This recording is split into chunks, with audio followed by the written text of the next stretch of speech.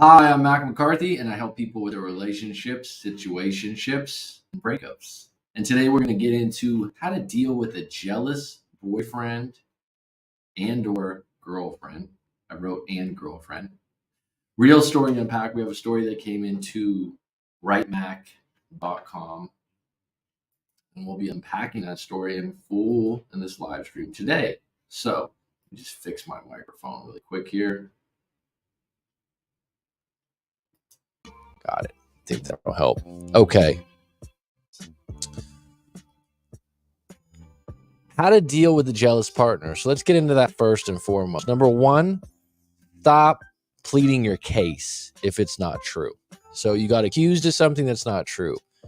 For example, you went out with some friends and you're now being accused of hitting on the bartender or staying out too late and talking to someone you weren't supposed to talk to or giving your number out, and you didn't do it. You didn't do it. Okay. The problem with that, I'm having some technical issues with the mic. Hello. There it goes. So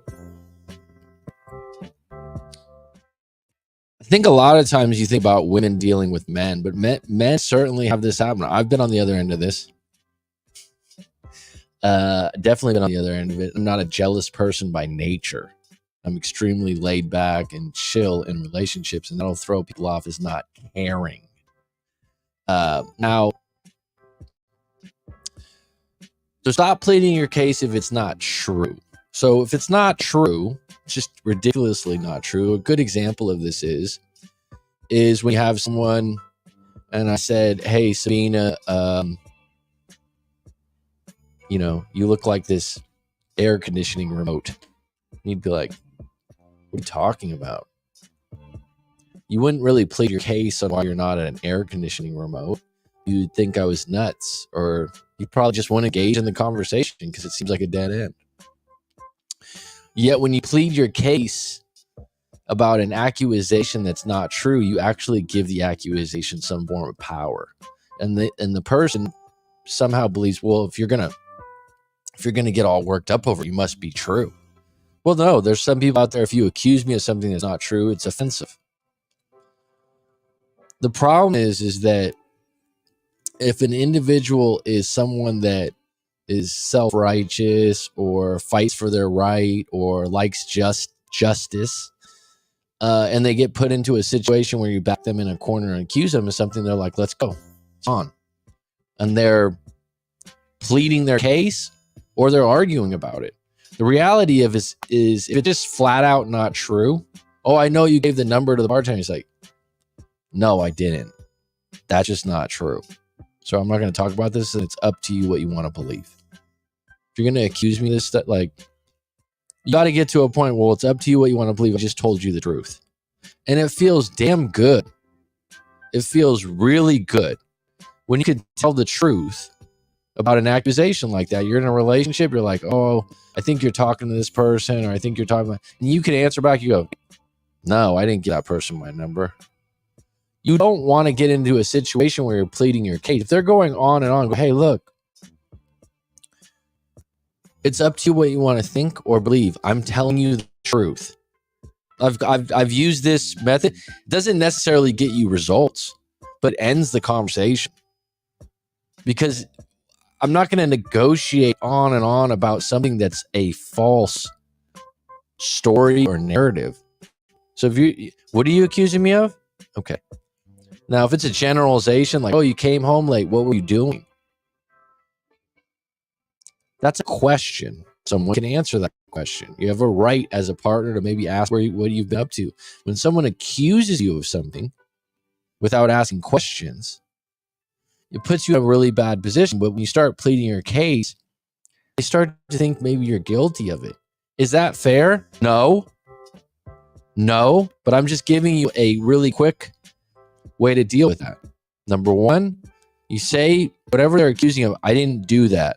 If that's true, I didn't do that, but it's up to you what you want to believe. I'm not going to continue to talk about this. If you want to continue to accuse me of something I didn't do, I'm not going to have this conversation. It's just not true. You can walk away from that. You can leave the house. You can end the conversation. And like I said, really cleanly, it's up to you what you want to believe. I told you the truth.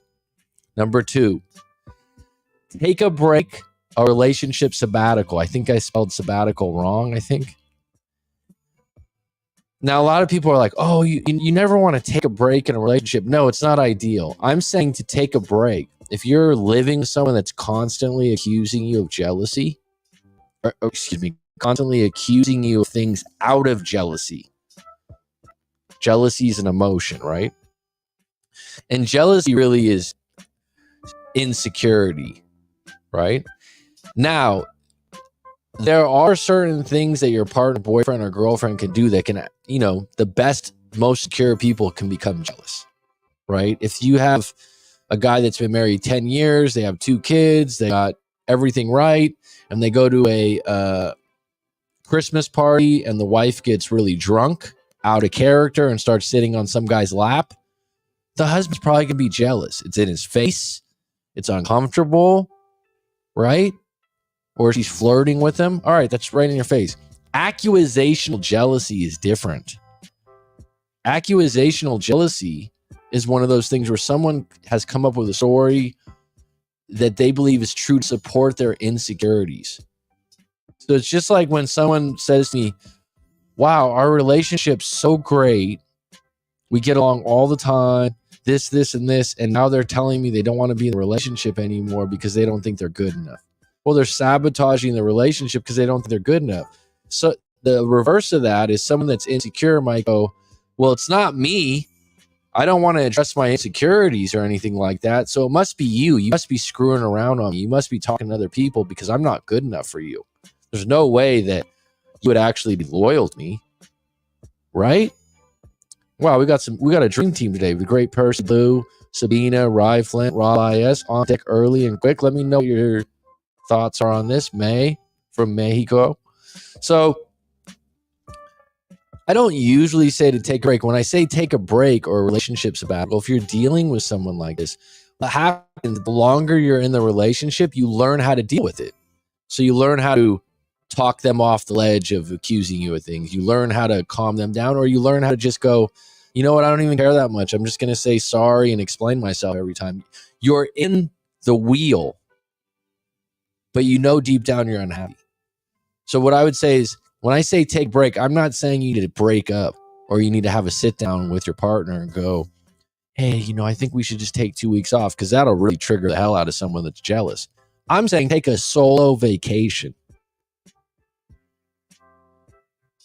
Go somewhere you haven't been before. Go visit a friend and just go, and this will trigger a jealous friend or jealous partner also. But at the same time, you need some space from them to collect your thoughts and figure out what you want to do next.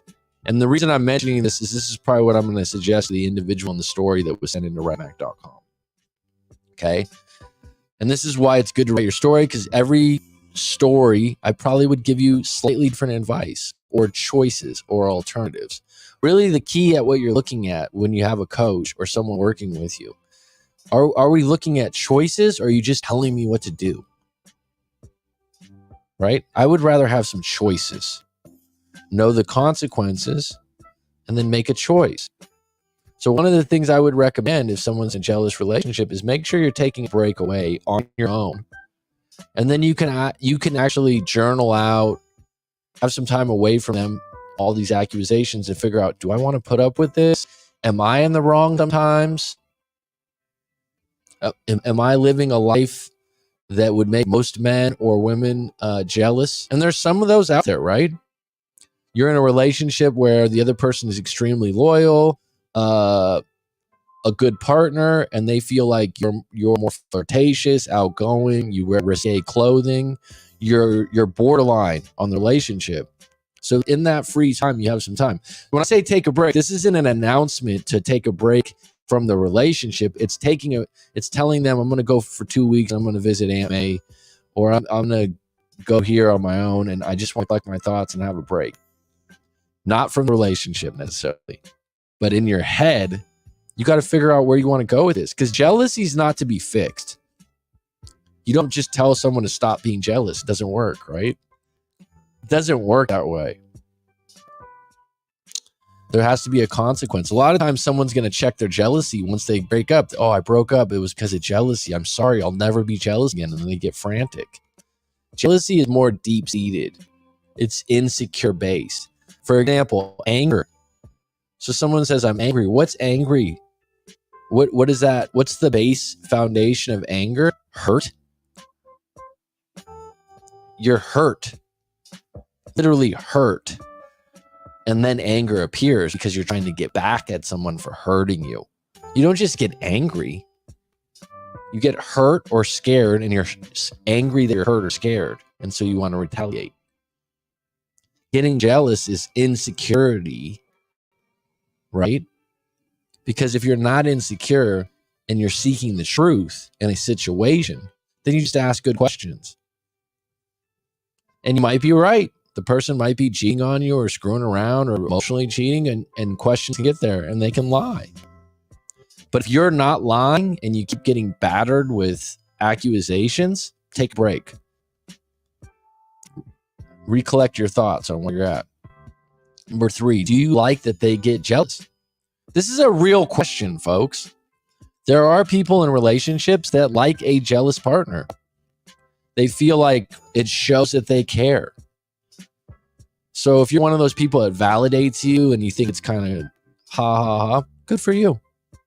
The jealousy hasn't been toxic enough, I suppose. If you don't feel like you like the jealousy, what are your feelings on your end? A legitimate question. So if you don't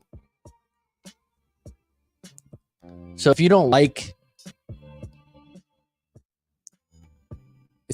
the jealousy, what's your feelings? Do you feel guilty? Do you feel pity? Do you feel that maybe they're right, even though that wasn't your intention? This is really good for you if you took this break to just kind of collect your thoughts on your end. Like I said, sometimes people, they like that their partner's a little bit jealous if it's not something that's too much. Number 4, are you a jealous person by nature? So for example, I'm not. Do I have jealous moments in my life? Yes. Yes. I would handle those differently. In relationships, jealous moments, sure. By nature, no. So when someone else is highly jealous, it's a little foreign to me. I don't really react too much to it. It's almost funny, especially if they're accusations that are just not true. Right? Also, someone that's not jealous by nature fits well with someone that is. Because if you were both jealous, it wouldn't last very long. Number 5, where is the real issues? So real issues would be like when someone's highly insecure, and I just had this with a client recently, and they're in a relationship, and they break down themselves as an individual. Because think about it like this, if you're Mick Jagger from the Rolling Stones, just a random famous person that's iconic, everyone kind of knows who that is, right? Mick Jagger is probably not going to be too jealous in his relationships. Why? I could be wrong, but why? He's always got options. He's got women that are around him all the time. He's significant to most people around him because he's famous, so he's being validated, encouraged by that. So his confidence is at an all-time high that if you left him, he probably would meet someone else. Doesn't mean he can't get jealous, but you understand my point. My point is individuals that are really, really jealous are a lot of times not at their peak of where they think they should be or where they should be for their partner. And this is society or environment related. Okay? So think about it like this. A while back, I had a client that was out of Washington, D.C. So Washington, D.C., it's an area of professionals. It's an area a lot of people are in government. A lot of people have high power jobs, right? If you're going to a mixer party, mixer means like a business party or meet other people, like you're meeting all these different people through your girlfriend or your partner's circle, and you don't feel like, let's say you show up at the job, you got a hot girlfriend and she's got a job where she's making $300K and she's the boss of a big company. Let's just put it like that. And a lot of the people at the party have big jobs, big careers, big money, and you don't. You hate your job, and your title of your job is like pretty good, but you haven't made partner yet. Or you're at a law firm, but you're still at those stages where you're not really making money. So you feel like an imposter at the party. That insecurity at that party, stay with me on this, that insecurity at that party around those people, you're not going to tell everyone you're insecure, but you can feel it inside. Like, I'm not one of these people. All these people make $1 million. All these people have high, and I'm not one of them. Now, if your girlfriend or your partner is, and they're already at that spot, you're most likely going to be jealous and insecure with them, because you know, in that society, in that environment where things are measured by power and money in that particular city or place, you're behind. Now, you met on attraction and connection. You met on attraction and connection and hopefully develop some trust. But if you want to know where insecurity goes to, if you take someone and you go, where's this person at in this society or environment? How much clout, how much significance do they have? That's going to affect their security in the relationship. Now, are there some outliers to this? Sure, there's people out there that could appear very successful, be very insecure inside. But a lot of times, what I'm finding is men specifically that don't feel like they've got a big enough job with big enough money, they're going to be more insecure. And they don't say, hey, I don't make enough money, I don't have enough good enough job.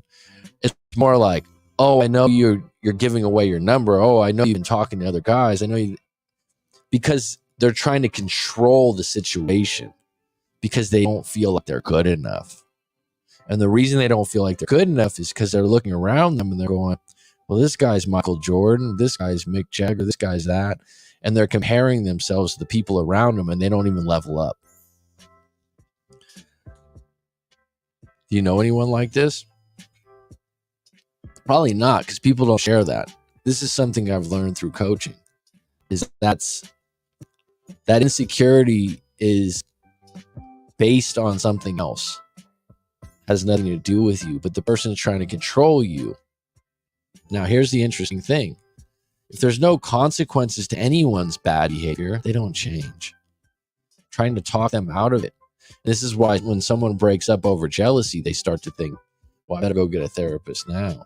I better figure this out now. Now, number 6, what's keeping you in the relationship? Great question. So this particular story I'm going to unpack in a minute. It's a situationship, which is a great time to send me your story at writemac.com to unpack it before you break up. What's keeping you in the relationship? Now, someone say, oh, because I love them. Okay, that's a good reason. I've done some couples work before, where I'm the referee, I'm the coach in between. And sometimes you'll be surprised what's keeping people in the relationship. Some people are candid. Look, he makes more money. I like the financial stability. Someone might be like, oh my God, that's why you're in the relationship? Yeah. Individual comes from a poor family. They don't make as much money. They're willing to be with a person that other people would have hell to deal with. But know your reasons. What's keeping you in the relationship? Comfort? Hope? Love?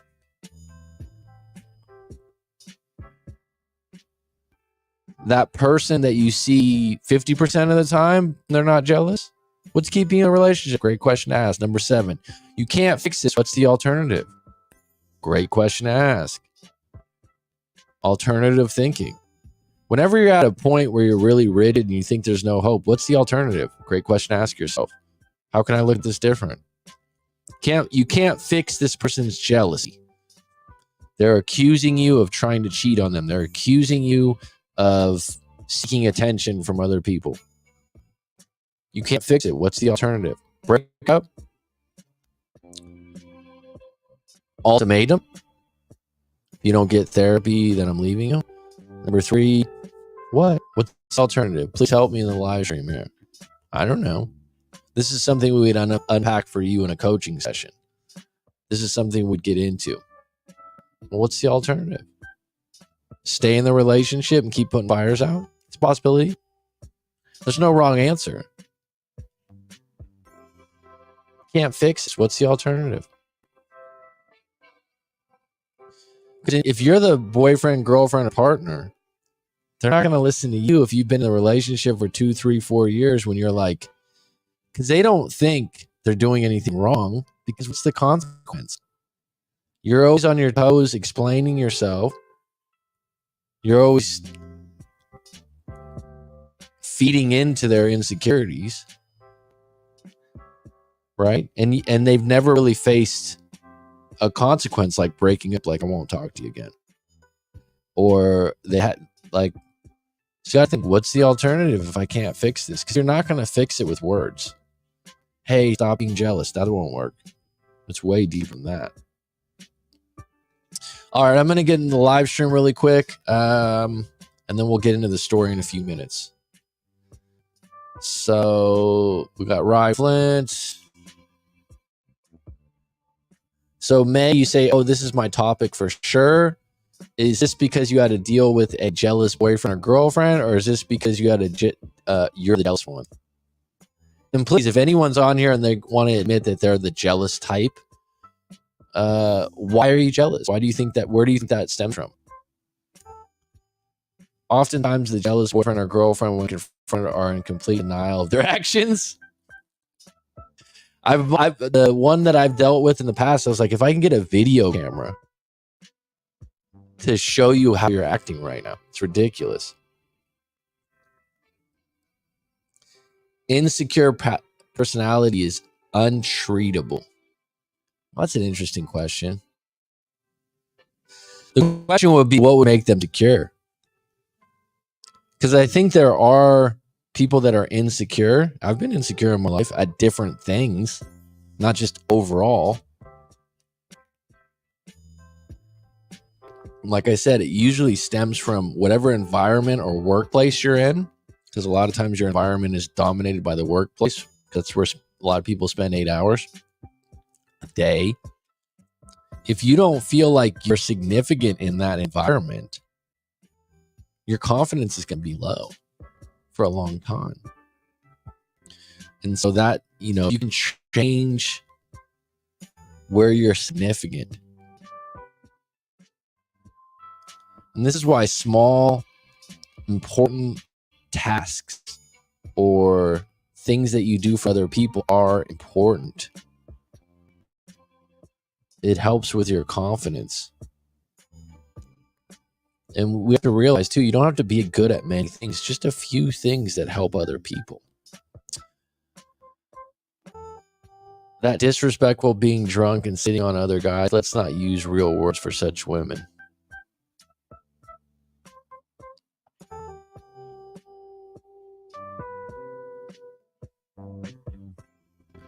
I'm not sure what you meant by that, Sabina. I'm a little puzzled. On the clothes, let's not use real words for such women.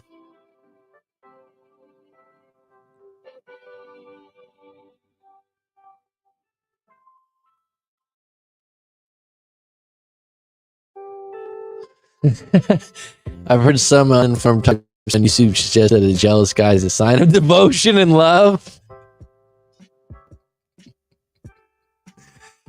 That's what I'm saying, is that there's some people out there that like a jealous boyfriend.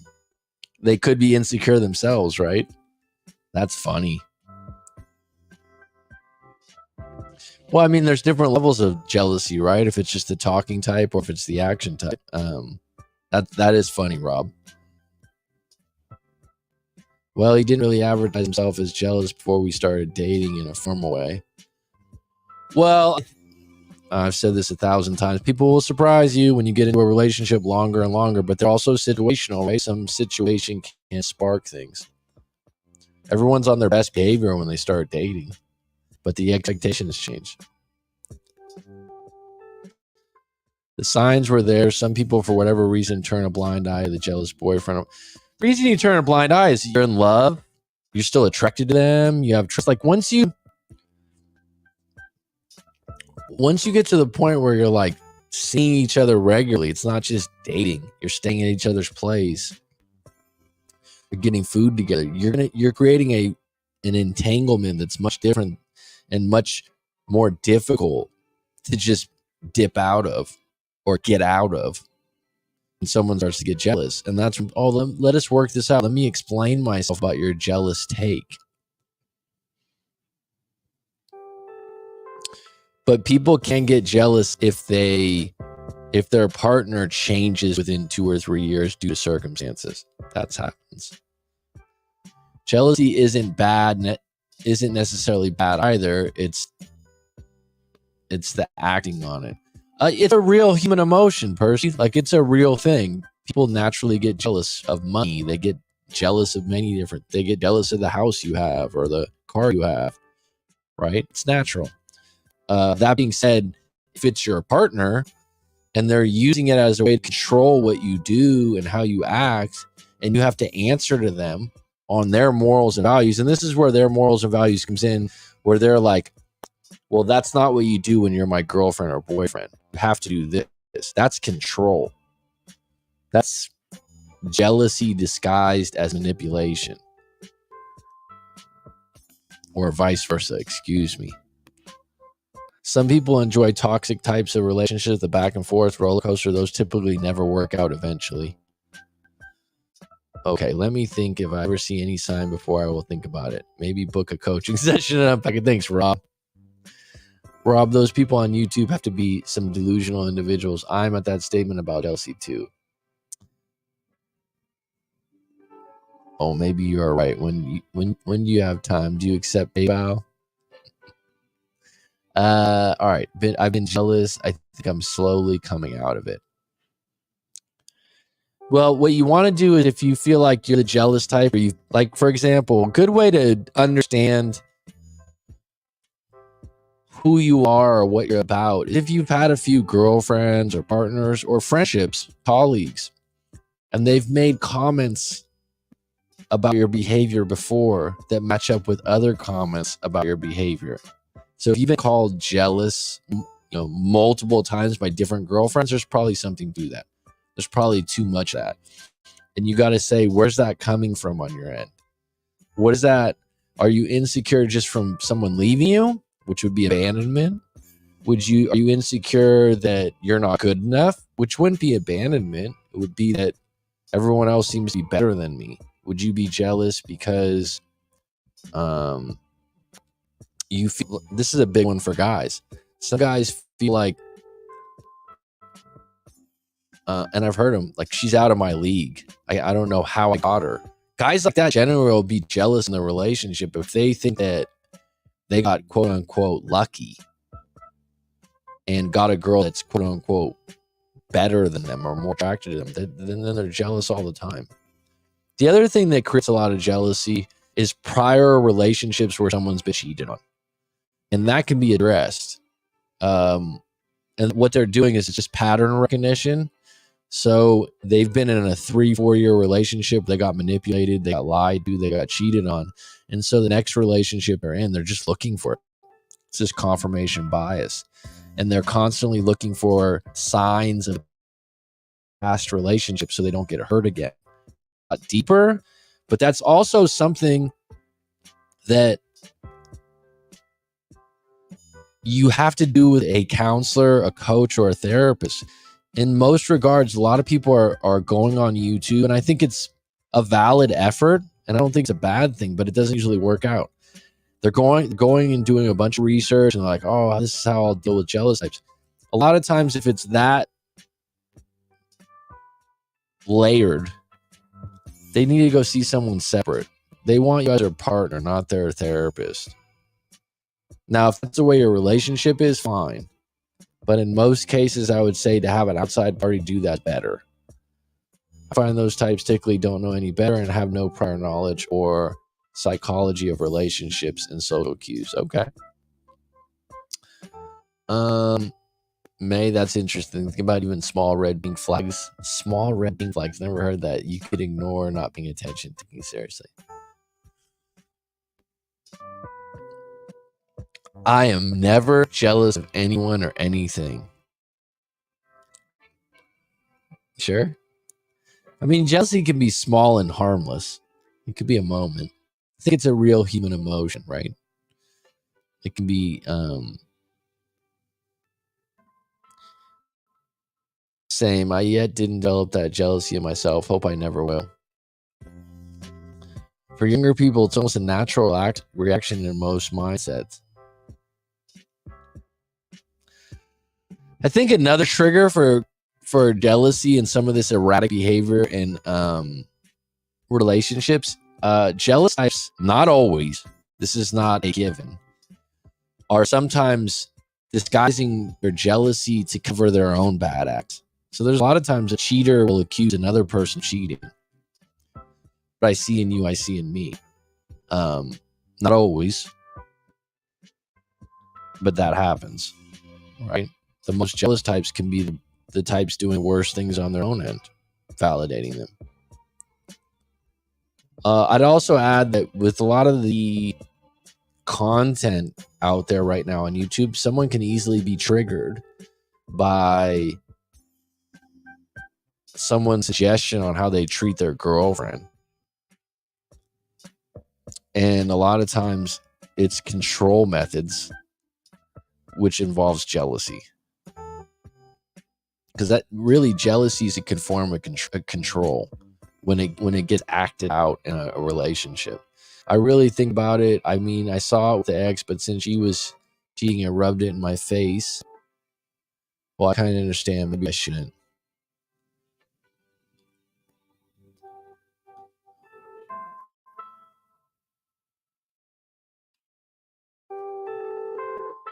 If someone rubbed in your face that they're cheating, that just shows low character. That means they're going out of their way to hurt you. It's kneecaps. It's not a relationship you want to be in. Can't fix it, leave. Sounds simple enough, doesn't it? As long as your feelings aren't involved. Could be traumatized, so the trauma is taking, acting, reacting. I took it like that. He was affected by the last relationship, so he needed to feel and notice he was with a different person. That is a different situation.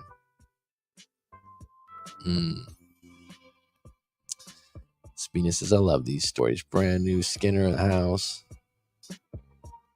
How you do, Skinner? How you doing?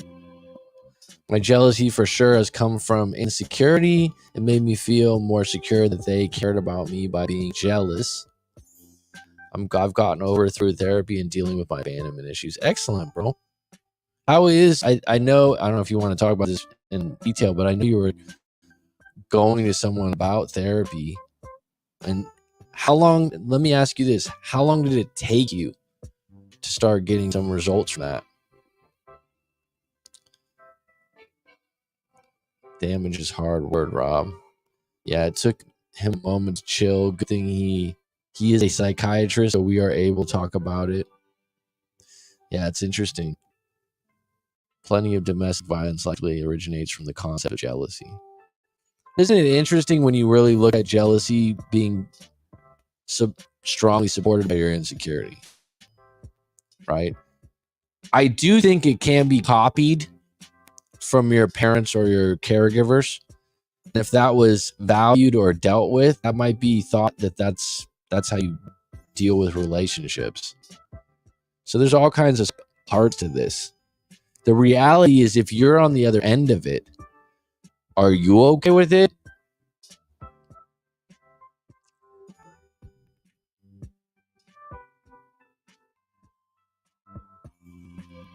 Okay, got you, Sabina. Girl gets drunk, guy gets jealous.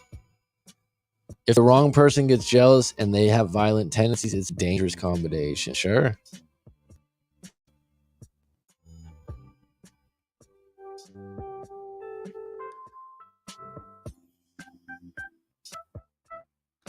Lots of these types out there. All right, let's get into the story. If anyone else out there wants to send in their story to writemac.com, go for it. So today, this is a situationship. And I just want to say thank you, because I think situationships are good writings. It's a good point of asking for advice. Hello, Coach Mac. I've got a situationship here. I've been in a relationship for over 3 years now. It's been mostly good. I'm still highly attracted. There's a typo there. I'm still highly attracted to him, and I trust him. On your rating system, I'd say we connect on a 6 or 7 level. I trust him at 10, and attraction is 8 or 9, which is good for me. So, all right. What's really nice is when you take this temperature, read your relationship, and you go, all right, what's my attraction? What's my trust? What's my connection? You can immediately understand why you're still in the relationship. Because a lot of times, if trust or attraction are low, you already broke up. But if you're dealing with problems that you don't like, chances are your attraction's high. Your trust is high, you'd hope, right? So in this particular case, the connection's waning, right? Which is a 6 or 7, which isn't ideal. The problem is he just doesn't trust me and just goes off on these long, idiotic reasons why he doesn't want me to meet up with friends, or that I can't have a drink with colleagues after work. I find myself just giving up on arguments that don't make sense, where I'm being accused of something that's not true or never happened.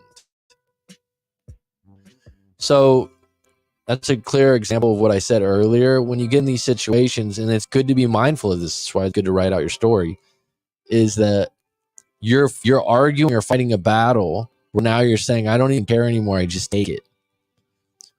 You can make a stand and go, look, I didn't do anything wrong here.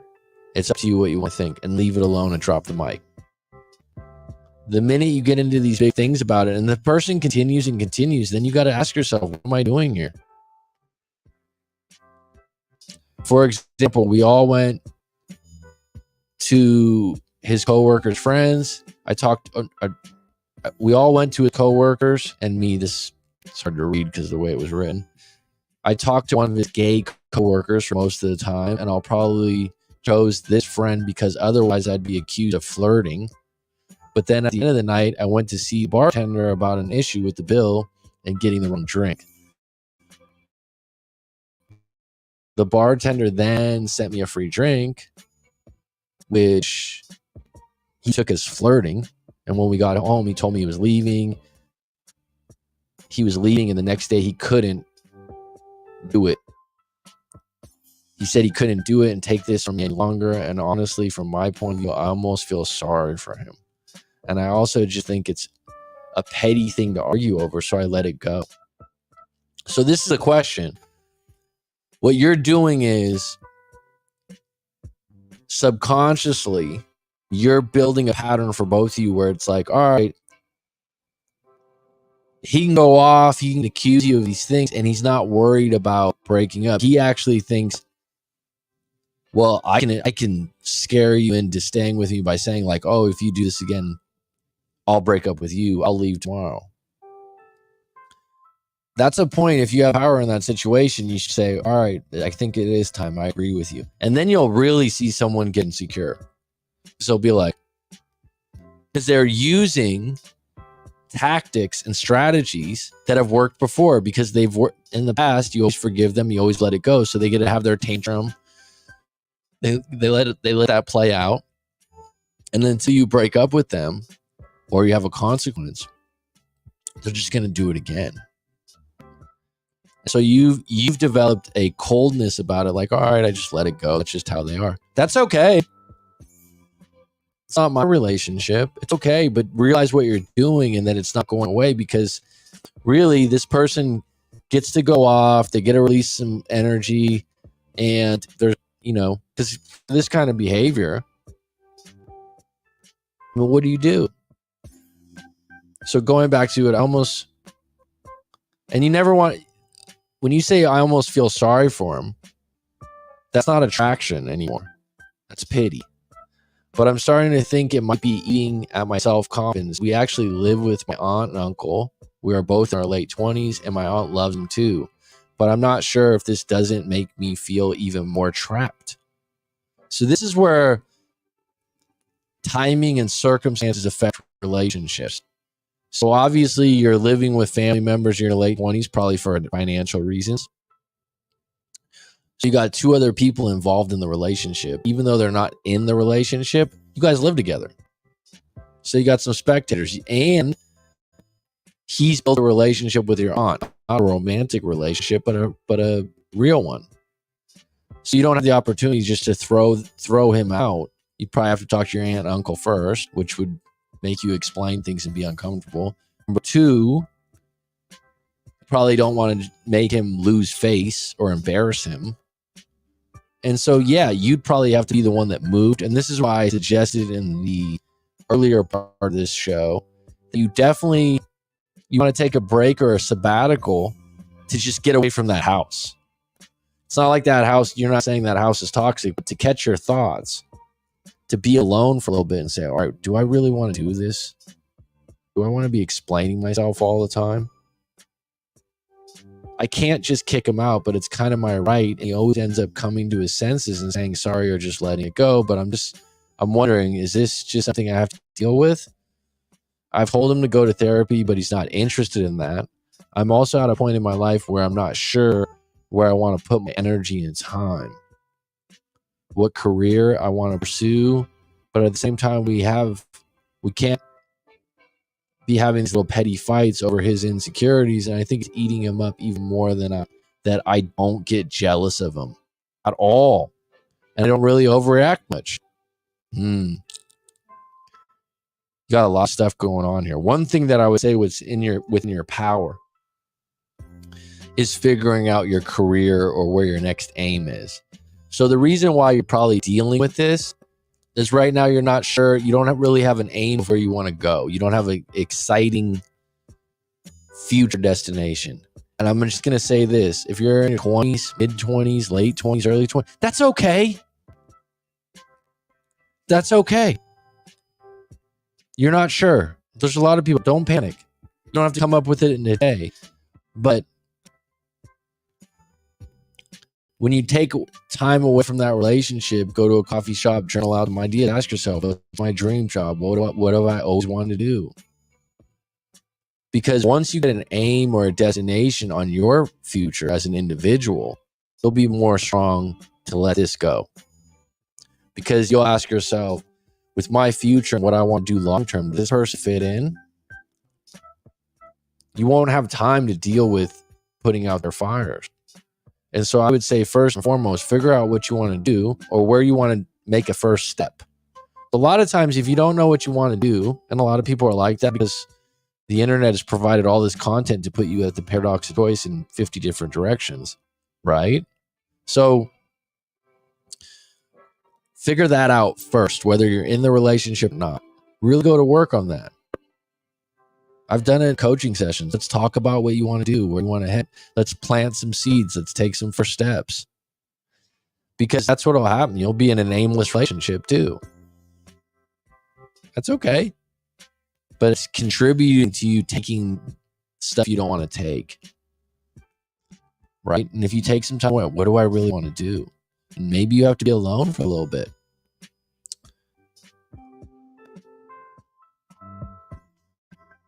I don't get jealous of him at all. I don't really overreact much. I've heard you say before that one in the relationship that cares less rules the relationship. Yes, which it sounds like you're ruling the relationship. While you've also said that the one that has to take more crap than the other to make long-term relationship work. Currently, I'm the one who cares less, but I also am the one who's taking more crap. Does that make sense? It makes absolute sense.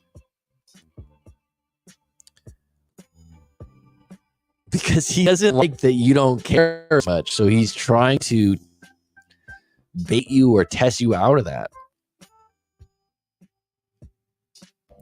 And also, you're the female and he's the male. So you sound like you have a little bit more masculine energy than his feminine energy. And he's probably insecure about that. I don't use that masculine feminine a lot, but in this particular case, it sounds like it fits. And it's lopsided, right? Like you're eventually when you get your individual stuff together, let's just say that you figure out a career and you start making more money, and you start doing better, and you get out of that house with your aunt or whatever. Maybe you stay there for a while. I don't know. But you get better as an individual, you won't put up with this as much. Just won't. Sometimes I feel like I'm just settling. Now, why is that in your opinion? I think that a lot of people, when you're in 3 years, you'll get to a point where you'll think maybe I'm settling. If I was in a coaching session, I'd ask you that question back. But my short answer is, you're not happy with the relationship, but you're still attracted to him and you trust him. So the relationship isn't totally flawed, because if you're with someone that you rate as an 8 or 9 attraction level, well, a lot of people, that's enough. You have a trust of a 10. You have some good reasons to stay in the relationship.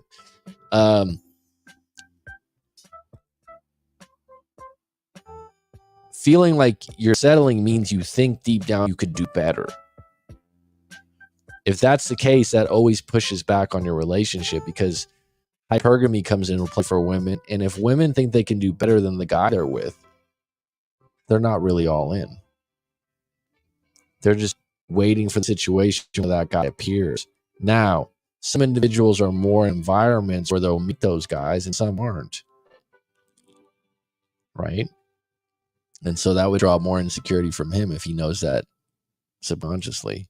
And of course, what would be the best avenue for me to get my boyfriend to stop overreacting to everything I do? Is there a good book on overcoming jealousy for men in relationships? I would say the best book would be No More Mr. Nice Guy by Robert Glover. I'm sure there's other books. I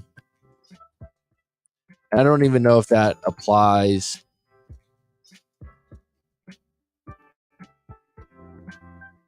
exactly to this situation, but that would be a starter one. It sounds like you'd be offended about that, but that would be one book, No More Mr. Nice Guy.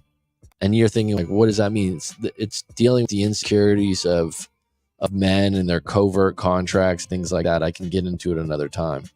But in this particular case, I don't think a book would work. If you've been doing this for 3 years, it's a part of your relationship. It's become a bad program and a habitual thing where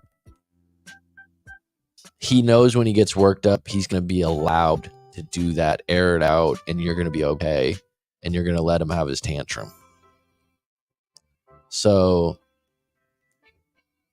that would be a book, but the book's not going to work. I think therapy might be a stepping stone for him, but if he's been like this, which it sounds like he has for a long time, breaking up or being apart might spur that. But also, I have to talk to him and get more of a gist of where's the jealousy coming from? What's the insecurities based on? And a lot of times when I've talked to young men right now, especially in America, it's based on where they're at in their job and how much money they're making. Not everyone, and someone might be like, oh, that's not everyone. That's an example of a large portion. And that's because, it would be different, right? If we were hunters and gatherers, you'd be looking for the best hunter. Now you're looking, so guys like this, they look at the society or their environment that they're in. And if they're not at a higher end of society or their job and are with a woman that's really good looking, they get insecure. If a guy goes to high school and he works at McDonald's, he can have the hottest girlfriend in school, maybe. If his attraction's high, he plays on the football team and he does all the things that make people attractive in high school, probably. If a guy's 28 years old and he works at McDonald's, he could probably get the best looking girl that works at McDonald's or another fast food place. But he probably can't get with as many women in the 28-year range that are successful and doing well for themselves that have different jobs. And so that's where the insecurity comes in. So if he's with you and he doesn't think he's good enough, and for whatever reason, that's what it is usually. He has to figure out why that is, or what kind of thing he's avoiding, what he's fighting. So I would say the short answer is therapy, but you can't force someone into that. A lot of times people don't do therapy until they hit rock bottom. Same thing with an alcoholic or a drug addict. They're not going to fix it until they have a consequence.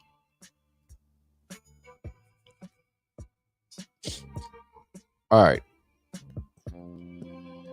So that's my take. Let me see if there's anything else in the live stream here today. I was told a couple days ago I was doing Expanded Minds podcast. I was on we were talking about lucid dreams and stuff on a live stream, and he's saying my mic has a delay. Does anyone notice that in the last few live streams? Or it doesn't sound right?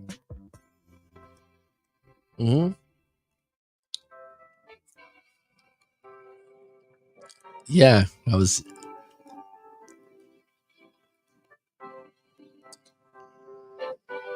Okay, good. Thanks for the feedback, Rob. That's all I wanted, just quick feedback.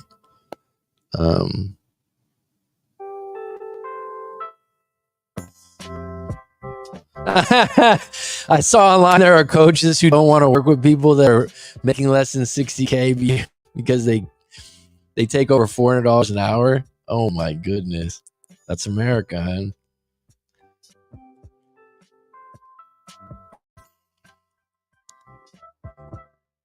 Well, right now I haven't put it on my website yet, but I'm going to be changing my services because I'm doing a lot more work with people that I meet with once a week. And I've just offered that to past clients, but I'm going to put that on. It'll probably be 4 sessions for $350 to $400, which compared to that's pretty good, right?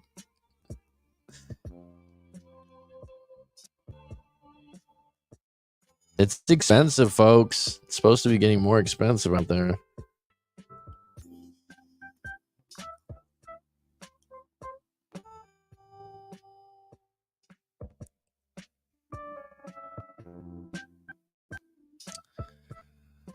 Yeah, I have No More Mr. Nice Guy on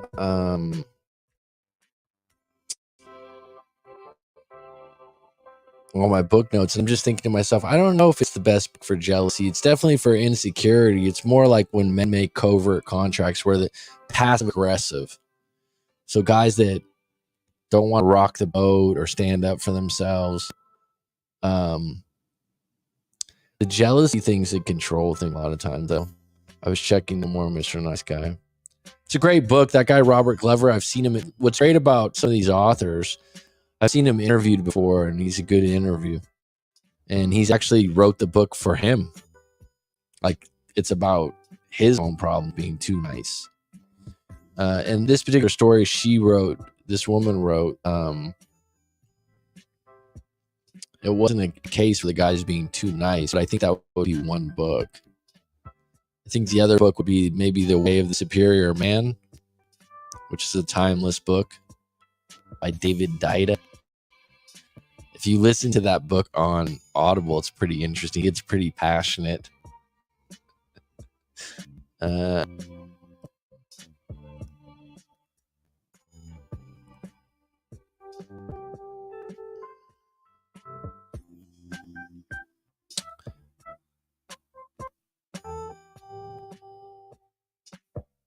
Corey Wayne takes one easy payment of $11. Well, the $1,100 thing is for Corey Wayne. I mean, he can get it. Charge what you can get, but also there's a portion of business people out there that are always going to be high ticket, and they believe in always charging more. I would say this: if someone's going to call them up, hopefully they're going to listen, right? Inflation for Corey Wayne service. I want to start with low. Let's see. I would say this, Sabina, you do need to charge something that's significant in the range of other people. So, for example, I charge $125 an hour, and you're like, maybe I don't have the experience for that. Don't charge $20 an hour. Be close, because value is, all right, for example, if someone starts a private school, I was just telling someone this recently, and you got 2 kids, and you're like, oh, I'm going to send my kids to private school. You don't want to go to a cheap one. You don't want, if you were looking at private schools and there was one that was the cheapest, well, then that says something about the school. They're probably going to cut corners in other areas. So you want to be in the range of other people doing that job, right? And that's psychology too. Like someone will come to you, oh, this person's only $20.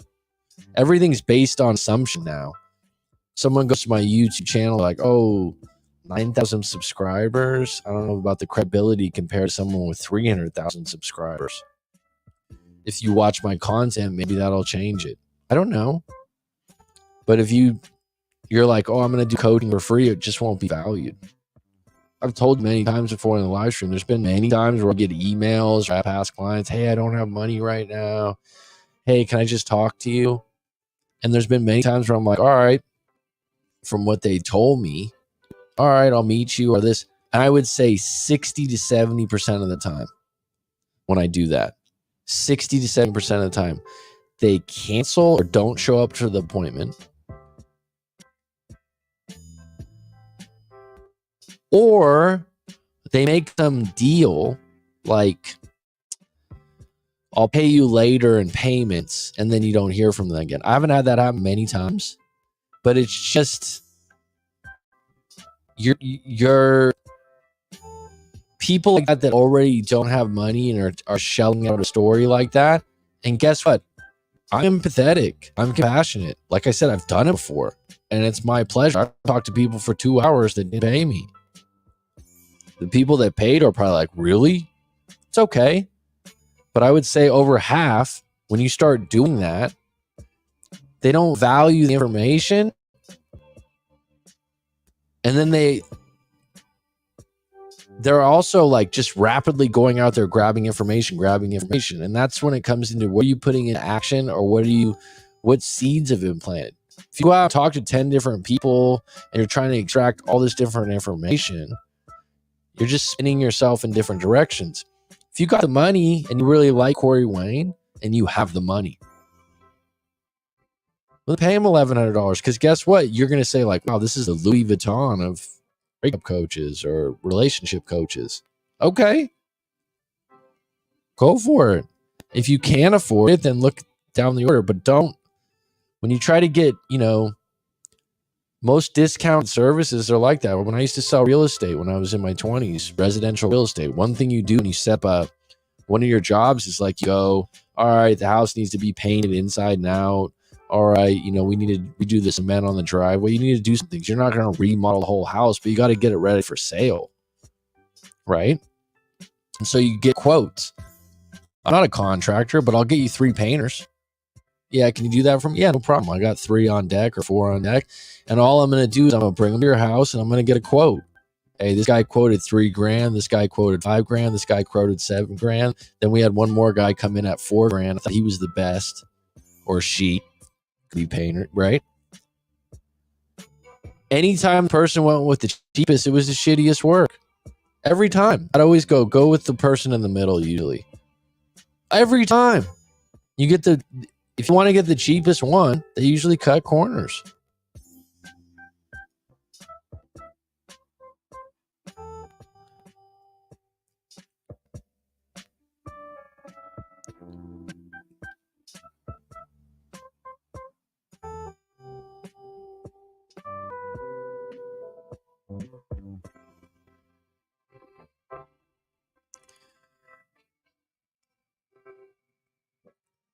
$168,000. I'm just looking at this. $168,000. What are you writing, Rob IS? $168,000 is never an easy payment here. Oh, okay. So you're saying $1,100 translates out. I got you, bud. Okay.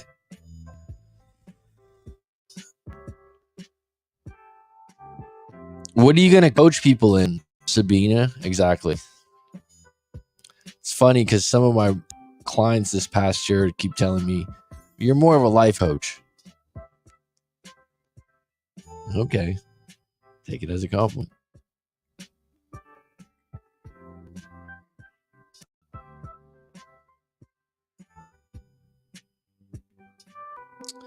That's a lot of money, huh?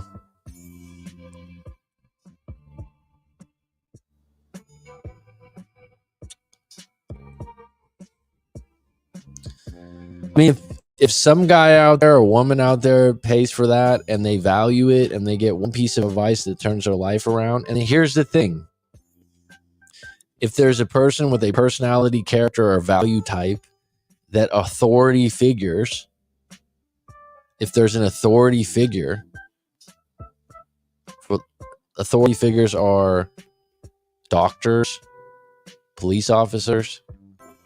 An authority figure on fireproofing your house would be a fire chief, right? If you feel like Corey Wynn's the ultimate authority figure in relationship coaching and you listen to his advice intently, then maybe that money's worth it for you.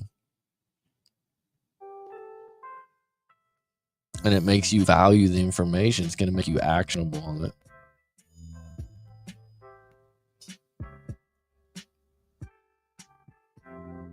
Relationships and holistic lifestyle. It's pretty broad. I'm sure. Well, send me your website when you get it. I'm interested.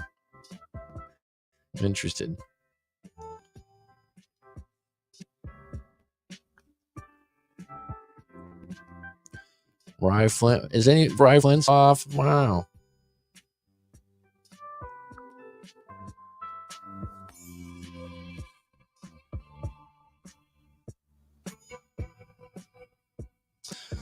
Anyways, I'll just recap this really quick. How to deal with a jealous partner. Number 1, stop pleading your case if it's not true. Okay. Number 2, take a break or a relationship sabbatical. So what I'm saying is don't necessarily take a break from the relationship where you're breaking up, but take a break 2 weeks or a month. Just get away from that person to reassess things. To reassess if you're just in this cycle that you're really unhappy in. Number 3, do you like, and by the way, if I had a suggestion for people in healthy relationships or starting a new long-term relationship, I would say take a relationship sabbatical within the relationship. So what do I mean by that? I mean, you literally going away without your partner, girlfriend, boyfriend, husband, or wife, and not being in contact with them for a week or being in contact with them once every couple days, you doing something that's completely out of reach of them so that you miss each other a little bit. I think that would be really good for relationships if you had one of those every 3 months. I think in the early days, this was more common when men would go hunting or fishing, right? Not for everyone. Everyone's like, oh, I didn't have that. Okay, fine. I'm just giving you an example that is true for some people, right? And that's one of those things where the guy goes away for 2, 3, 4 days and just, it's not just getting away from the wife, it's going and doing something. But when you come home, you miss them. Your relationship gets a jump start. You feel like, oh, it's new again. I think that should be done more often. Solo vacations or vacations with friends. Number 3, do you like that they get jealous? What's the feelings on your end? Number 4, are you a jealous person by nature? Number 5, where's the real issues? Do they believe they have any? What's keeping you in the relationship? If you can't fix this, what's the alternative?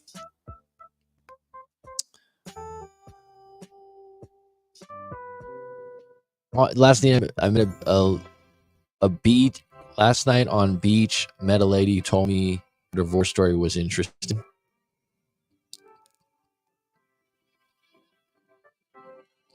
It's funny because when you do what I do and you meet people and ask what you do, and then their reactions like this, sometimes they'll be like, oh, and their breakup will come up and they'll think about talking about it, but they're more guarded once they know what you do. Like they don't want to go there with you.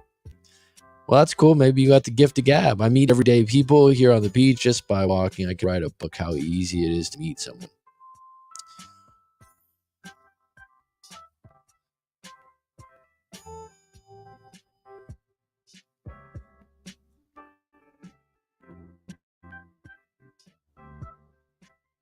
What's the alternative to marriage, folks? If marriage isn't working in most societies very well, is there an alternative? Is there anything that, if someone's boyfriend and girlfriend for 5, 6, 7 years, is there an alternative? They're not going to get married? Is there something else that would be equal value for that couple to show everyone their commitment?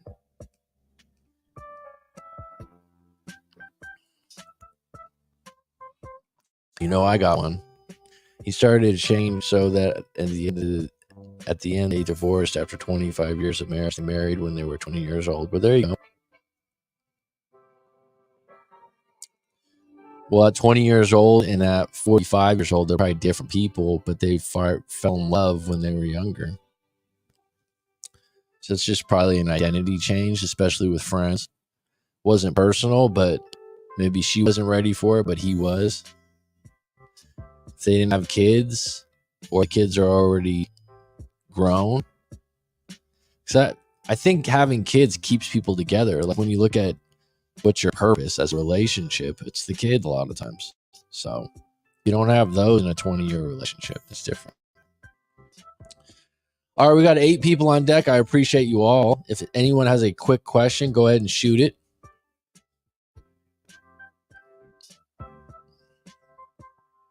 The alternative to getting married is not getting married. Anything else? So I've had some good friends before. I shouldn't say before. I just mean don't really talk to them much now that I live abroad. But they've been engaged probably for 10 years. They wear the rings, the engagement rings. And they early on said that it was because of tax reasons where they live. They just weren't, but they felt like the engagement and wearing the rings was important, but having the title and keeping their money separate and not using the marriage title and the license. And they really keep their stuff separate. Like their money, that's how they operate. Comfortably too. Comfortably. They don't have kids. So that's an alternative, I suppose, is being engaged, a promise ring without having to get fully married. There you go. Boys left the house. That right there tells me, and I'm not Nostradamus, that as soon as those kids left, that was the finish line for that guy, and he was waiting for that day. Because it probably wasn't far after that. It wasn't just him meeting friends. It was like, or it could be like I said, that's what bonded them.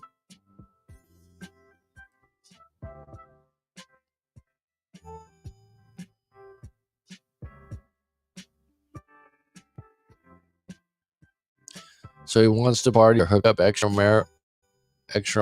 marital things. Could be. People just get tired of each other, I think. Those passport boys are popular on YouTube.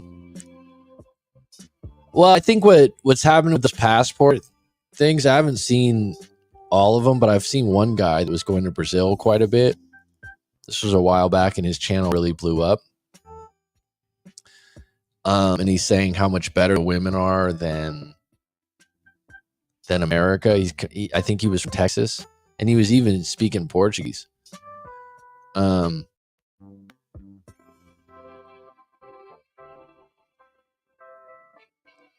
His experience there is not going to paint his experience is not done.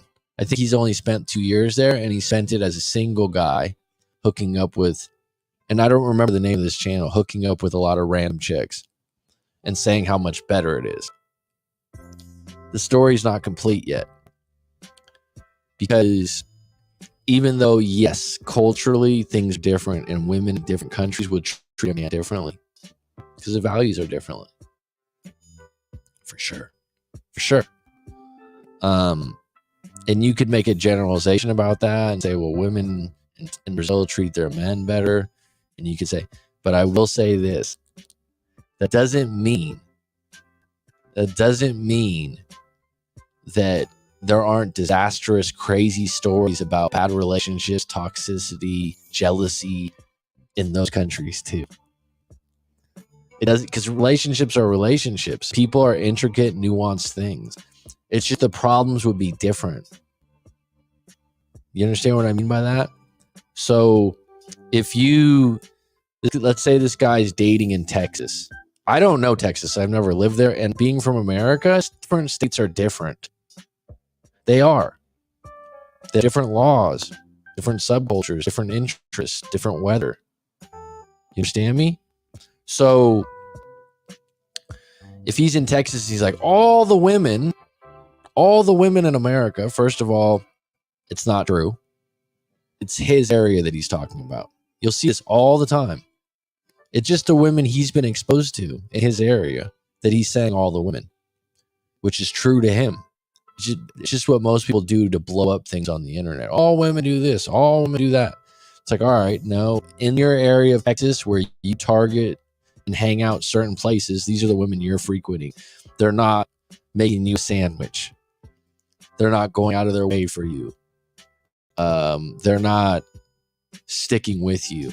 They're more promiscuous. They got DMs. Those aren't representatives of all American women. Those are representatives of the women that you're coming across. Are there more women like that there? Probably. Okay. Now, saying that,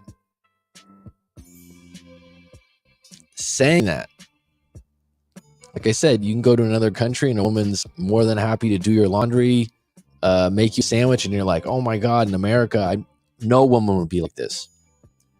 No woman would be like that in the places in the areas you're hanging out. Okay. Now, that being said, when you go to another country and you get treated really well, right? And you're like, oh wow, my first girlfriend over here does all these things for me. Because a lot of times the passport thing is just getting treated more like a man and getting treated, getting laundry done, getting treated like number one. But that doesn't complete the story. If you're going around having casual encounters and hooking up and you're like, oh man, it's so much better, you haven't really had a long relationship to measure. But also, like, that doesn't mean you're going to come across different problems. If you're going to a country where, let's just say, there's more people that don't make any money and you got some, yeah, well, then the woman's going to make you a sandwich and the woman's going to do a lot of things, and she's going to value the fact that you have more money. She's going to value the fact that you can take care of her. Whereas the woman he was dating in Texas didn't have to value that as much. She was more independent. And he didn't make as much money as her. So she didn't really value that. It's not all about money, but in some cases it is. Now, my point is, that guy that's with that woman, if he's not able to take care of her financially, she's not going to make him the sandwich anymore. She's going to find someone else to make the sandwich for. And then the guy's going to go, well, I thought this, I thought that. It's different problems in different places. And so that's the difference. And if you're anywhere long enough, it's more than meets the eye. Because I live in Thailand. So guys will come here for 2 weeks or 5 months. Women will come here. Different. And people think they know so much. Been here 13 years. It's like you'll tell someone something and they'll correct you. It's like, okay.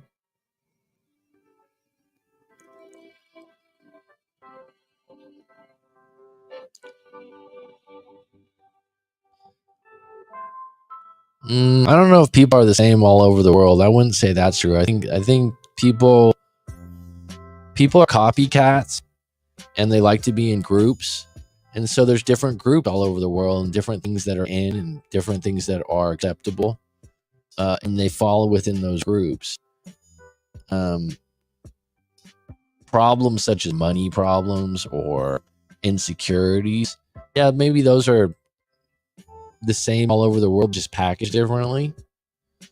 I mean, but like mindsets and subcultures and manners and values, I think those are different in different places in the world. That's my take. And that will affect your happiness. It's like where I live now, people are smiley, happy, there's no crime. They're friendly. You never feel like you're on edge with people. It doesn't feel that way in California. And I loved growing up in California.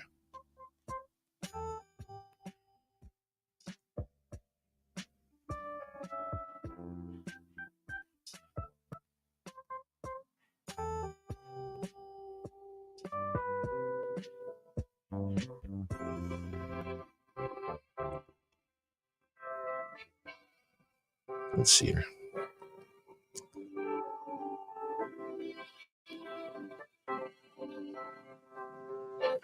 I'm not even the same as my neighbors. That's funny. It's funny where I live, all my neighbors are from different countries. Australia, Thai, Canadian, England. Oh, the guy in the end's from Switzerland, I think.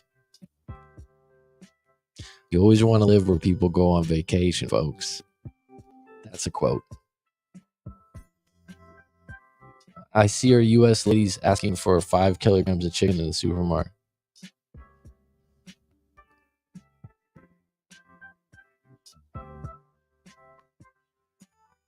We don't have that chicken. Wait.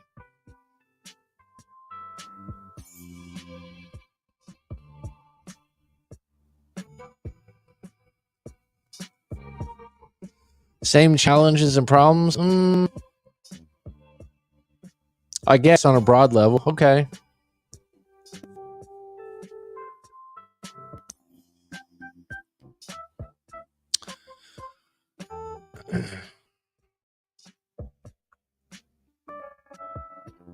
Spain. I got to go to Spain one day.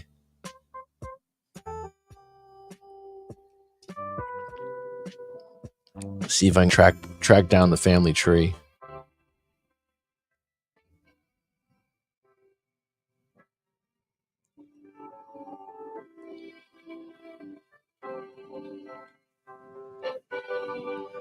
Let me know if anyone else has any closing questions.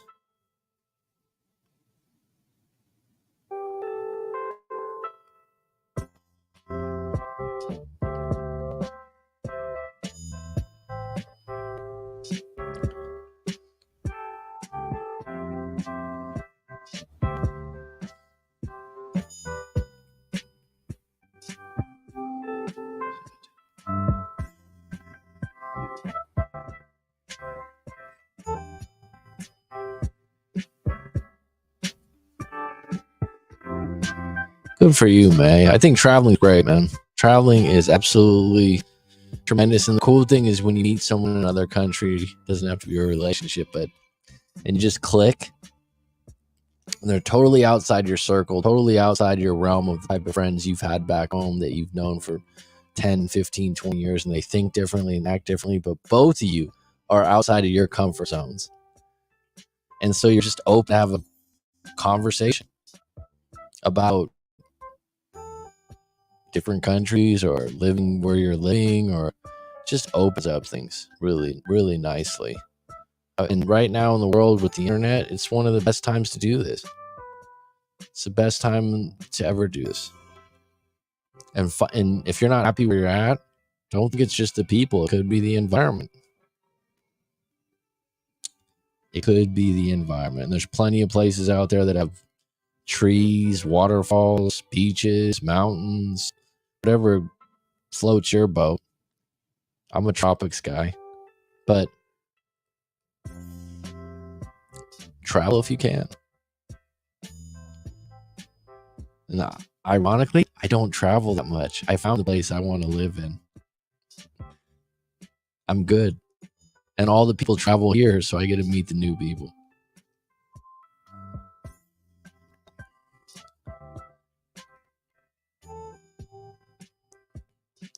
Well, that's a biased statement, isn't it? An Austrian saying it's one of the most beautiful Europe parts.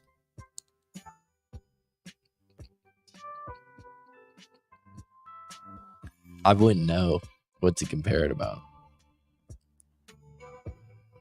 Everyone seems to like Italy quite a bit. Spain and Italy seem to come a lot.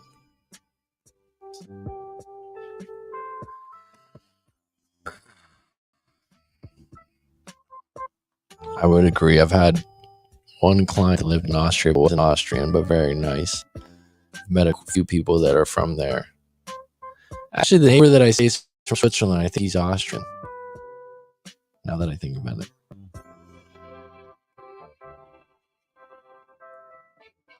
Italiano. All right, folks, it's been good. It's been grand. I'm really happy to see the usual suspects in the chat, the live stream. I appreciate you all. It's been good. It's been grand. Go to writemac.com if you'd like to book a coaching session. If not, that's okay. Otherwise, it's curtains.